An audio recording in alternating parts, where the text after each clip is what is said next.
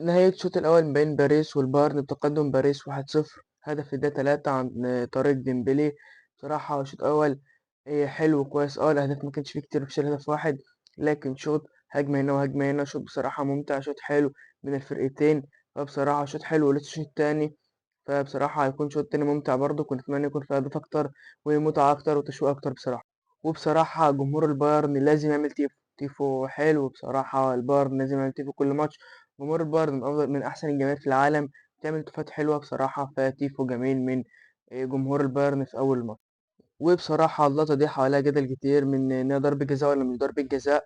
فاللقطة فاكتبوا إيه رأيكم، هل الكرة دي تستحق ضربة جزاء ولا لأ؟ هي ما اتحسبتش، بس اكتبوا رأيكم، هل تستحق ضربة جزاء ولا لأ؟ جه من زميله، قام جه في إيده، فاكتبوا هل تستحق ضربة جزاء ولا لأ.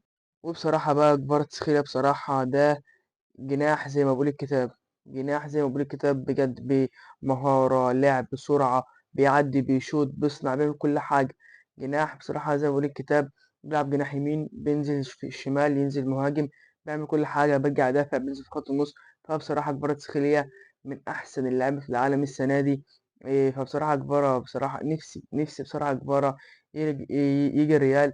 هو الصراحة قبل كده إن هو نفسه يلعب في الريال وإن قدوته كريستيانو. فأنا بصراحة أتمنى إن إدارة ريال مدريد تتحرك وتحاول التعاقد مع كفاراتسخيليا، لأنه بصراحة بيلعب، ما بيعترضش على الحكام، ما بيمسكش في الجمهور، ما بيزعقش، بيلعب نازل يلعب كورة، نازل فاهم هو نازل يعمل إيه. عارف، فاهم تحركاته، بيتحرك حلو، فاهم تحركات زمايله. صنع جول النهاردة لديمبلي.